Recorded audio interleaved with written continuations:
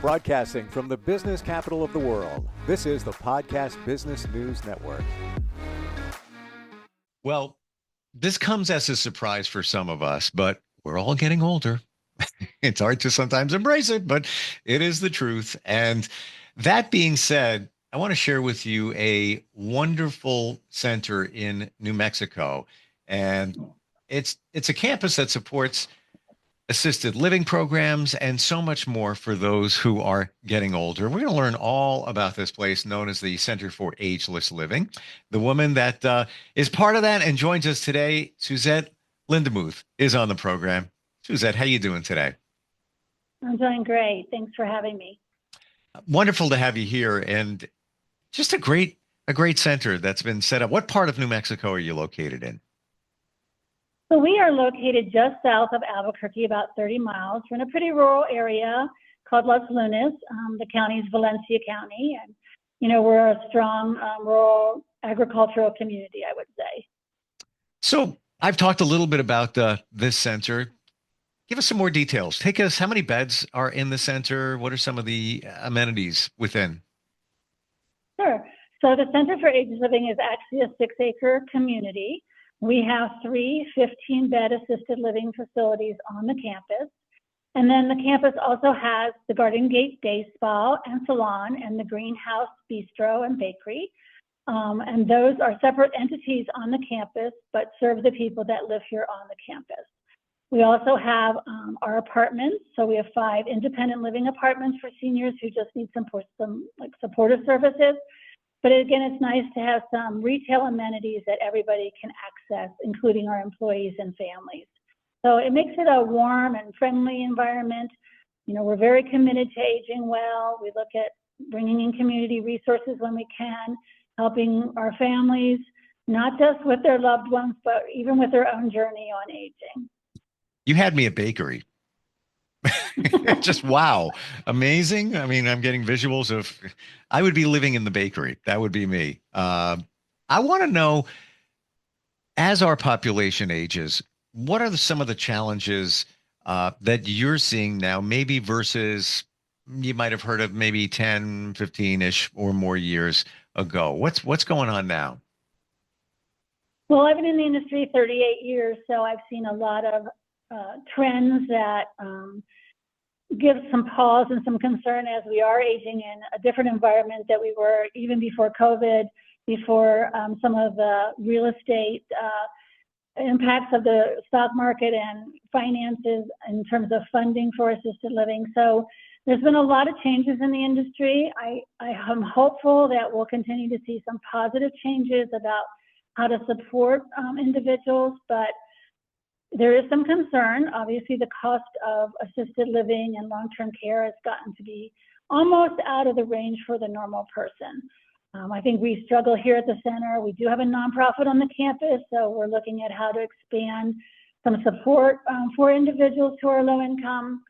And then also just looking at creative ways to have people become more aware of their own health and how their own health is critical to aging well. And so as we move through some of the topics about aging, affordability is one of them, what we can do to be prepared, how we can stay healthy so that we can avoid some of the long-term care pitfalls, I would call them. And it's going to be a challenge. And I tell people that I think when you hit about 65 and you're looking at how, my parents retired when they were in their 50s, 55, at the time. And so, now hardly anybody's retiring at 65 because we are working longer and we need those resources to stay financially stable. And so that's been a big change. Of course, our families are all working. Everybody's busy. It's hard to have support within your own family.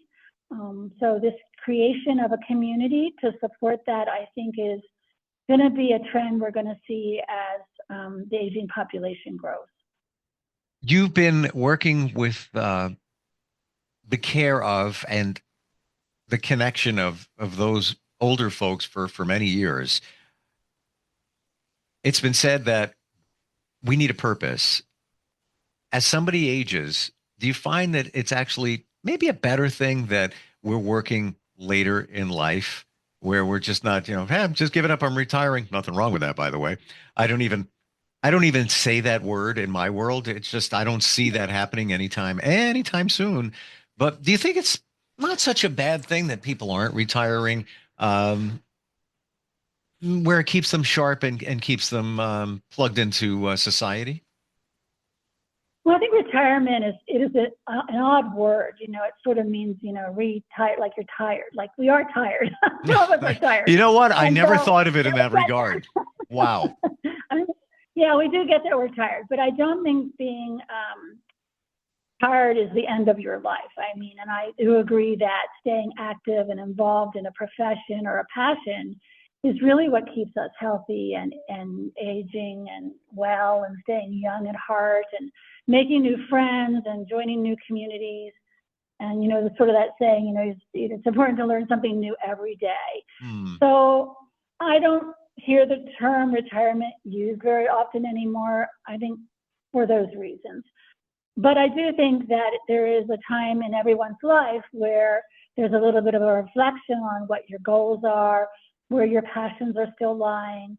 A lot of things are affected by our physical health, our mental health, and family obligations sometimes play a huge role as we kind of have to change our direction and what we're doing. So I think it's more about changing and instead of retiring. And I think you have to really be prepared. So I've kind of embraced a new thing called training for aging. So I think we kind of have to be like that sports football player out there on the field. Like we might have a few injuries, but we have to get up. We have to go to exercise and therapy. We have to stay strong so that we can keep playing in the game of life, so to speak. So training, I think, is something we all have to think about is like, are we ready for aging? Are we ready? Or what do we need to train in to be ready for aging? It's new territory. It's almost like a new skill that needs to be learned if you've never retired before. And I spoke to a friend recently who has a friend, and this gentleman lives in New York City, did very well for himself, lives in a penthouse overlooking Central Park. Fantastic, right? He goes to see his friend who recently retired. His friend was balled up in the corner of the penthouse, crying because he feels like his life is in a little bit sense over because he was what he did. That was his purpose. He doesn't know what to do with himself now, and it's been a huge challenge according to my friend who knows him. So it's interesting. We have it all, but if you don't have your purpose, what do you have? And I believe that's what that gentleman is experiencing right now. And there's a lot of loss. And I think, when we have a career, we've been in a profession, and we have a group of strong colleagues around us and friends around us from the office. And when we sort of decide that we're not going to do that anymore, we lose that community. So before anybody tries to make a major change like that, I think it's really important to establish a new community. Like, what are your passions and other interests? I'm sure your friend has many interests. I mean, Right. I especially living in New York, I mean, it is one of the most walkable cities in the world. There's many things going on in the city to engage you. And so I think even though he's lost something, it's really saying, what am I gaining? Where am I going to go now? And maybe do that before you take that big leap and say, I'm going to not go to the office anymore. I'm going to change directions. And community is critical to aging well. I mean, isolation is probably the number one concern and problem with aging because you can live in the middle of the city and feel really isolated. And it seems reasonable to think that of this gentleman, and I'm sure he didn't, on paper or in his mind. Yeah, I'm not gonna be working. I'm gonna be great. We have so much to do. Doesn't know how to do it. Um, I want to talk about some of the things that the center offers, but before we get there, you mentioned the word health. What are you seeing differently now in the health of our aging population versus years ago when you first started in this field? What's different now? I do think we're seeing people are healthier generally. I think most of the individuals that are now the baby boomers do understand the value of exercising and good nutrition, and staying spiritually connected to something for your mental health. I do see people being healthier, and people are choosing or coming into assisted living with many more chronic illnesses and diseases and more physical assistance than they did maybe 20, 25 years ago. I think, the community aspect of aging is changing, and there are a lot of options for individuals to go into those types of communities at a much younger age. There are 55 plus communities. I'm not a big fan of just trying to isolate everybody at 55 into a community, but, it's sort of a marketing strategy. But, yeah. There are lots of, active communities. You always see them advertised. We have, the senior active community, and you're going, no, I want to go into the inactive community. Send me over there. Don't send me to the active. I never even thought of it that way. 55 and over active community. No, I don't want that. I want the inactive community, and certainly, but I think the grand illusion is, when it's a 55 and over community, the thought is, well, it's probably cheaper. Those folks are more on a fixed income. So not the case, at least not around here. And I think one of the concerns I have was sort of isolating groups into particular types of programs. And I even have a little bit of a concern with people who have memory loss or dementia, and putting people into dementia units, is that you lose that diversity that we all have in our communities. So we don't live in places where it's all just people who are 55 and who are a certain educational level. And I think it's important to be involved in situations and community where you have smaller children, middle-aged teenagers who are in crisis, and older people who are able to sage and give advice, and can help other seniors who are struggling with something that they had in their life 10 years ago.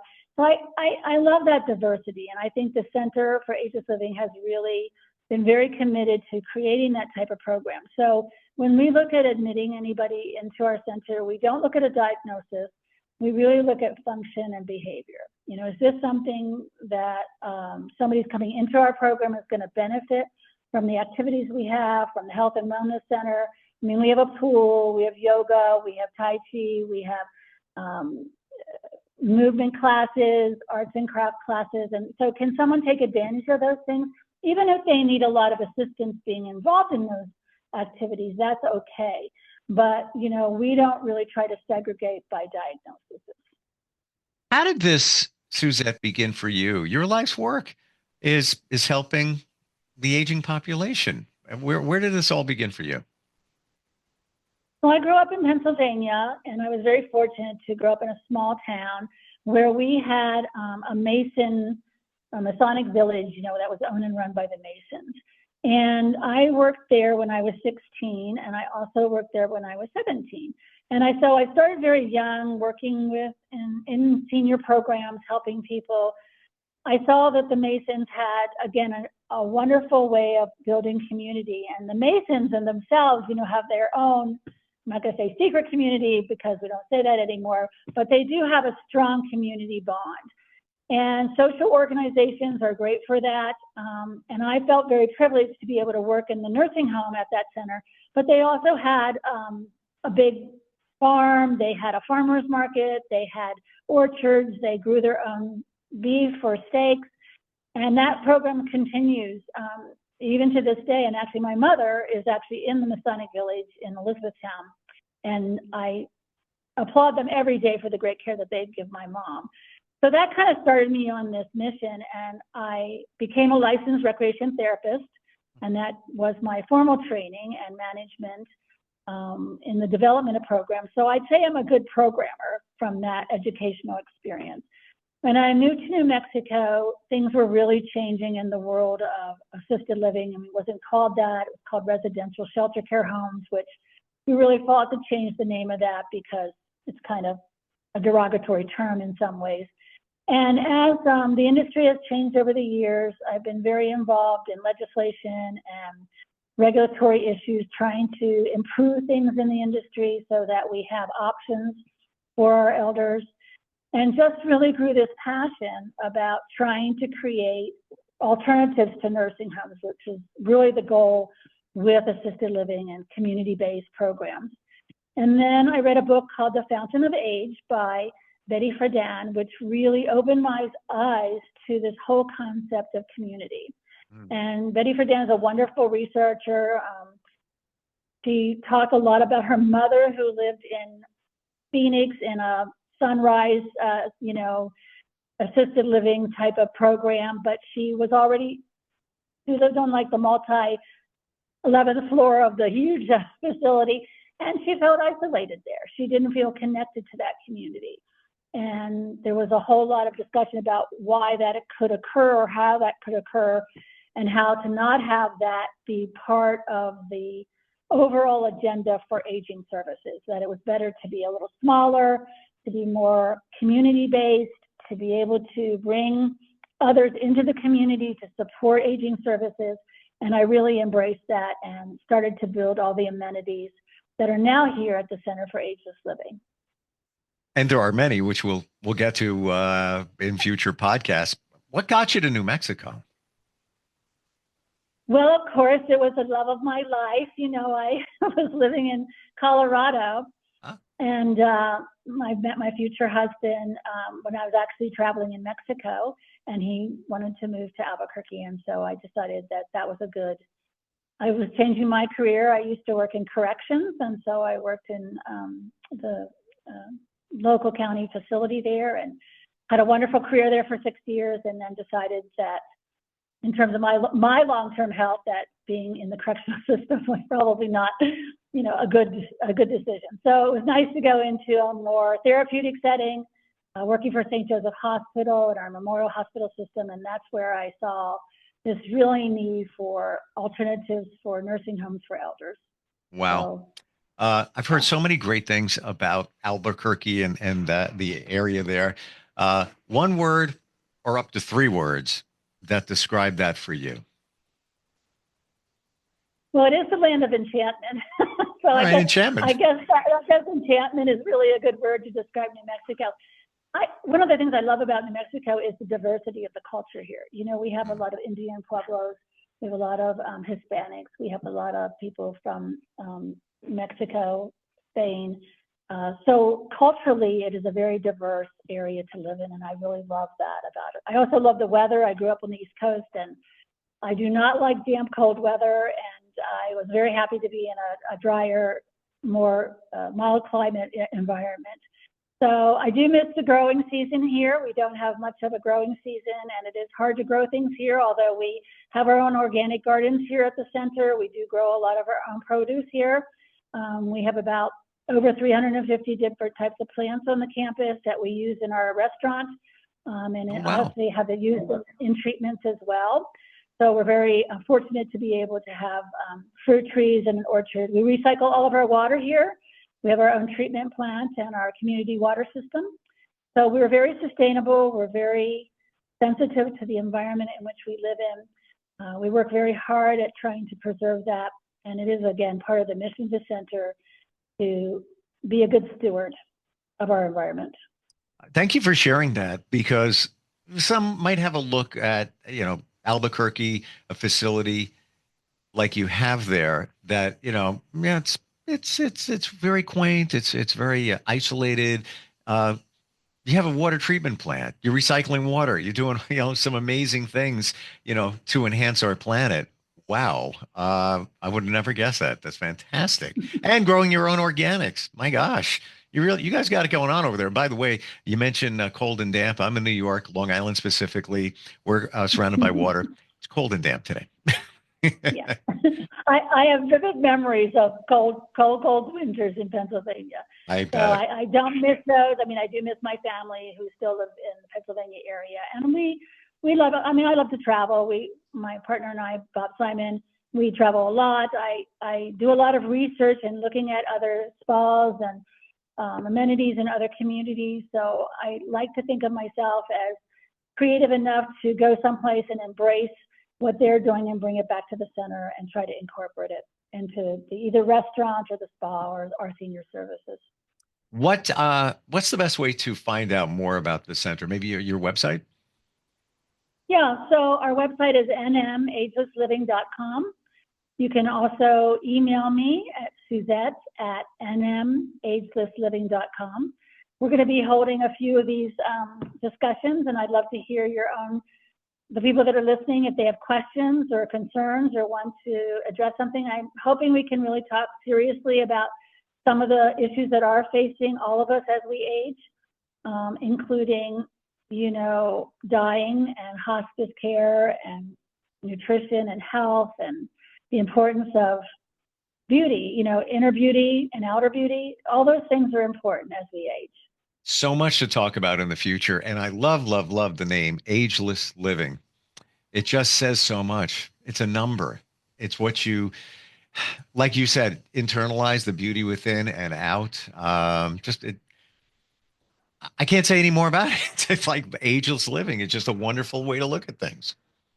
Well, we have a little motto, and that is agelessness is let me explain it. Agelessness is a way of living. It's a concept of living. Exactly. Yeah. Thank you so much for being here today, Suzette. Looking forward next time we get together and go into some detail about aging and also the center. Well, thanks. And again, if our listeners want to reach out to me, please email me, Suzette@nmagelessliving.com. Excellent. Same here. Instant feedback, steve@gmail.com. We'd love to entertain your questions and insight, and we'll be right back. Are you looking for even more of the podcasts and hosts that you love? The Podcast Business News Network is proud to announce that you now have even more ways to listen live. Check out the MyTuner Radio, online radio box, and Simple Radio apps on iOS and Android, or find us online. Search for Business News Network on mytuner-radio.com, or search Podcast Business News Network on streama.com and onlineradiobox.com/US. Take your podcast on the go and don't miss a minute of the action.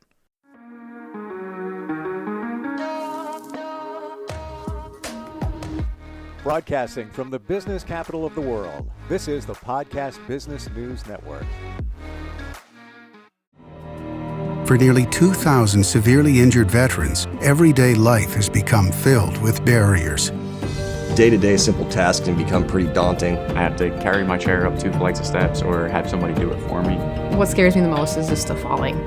When I'm struggling with my house, I think, to have that one great barrier just knocked down, it's crucial. Home for Our Troops is a wonderful nonprofit that builds a mortgage-free, fully adaptive, handicap-accessible house. And there's no catch. It'll be our very first home that we've ever owned. This is a game changer. This is where your life begins again. We need you to join us in completing this important mission. Please visit hfotusa.org and help build homes and rebuild lives. Because of you, everything's going to be okay.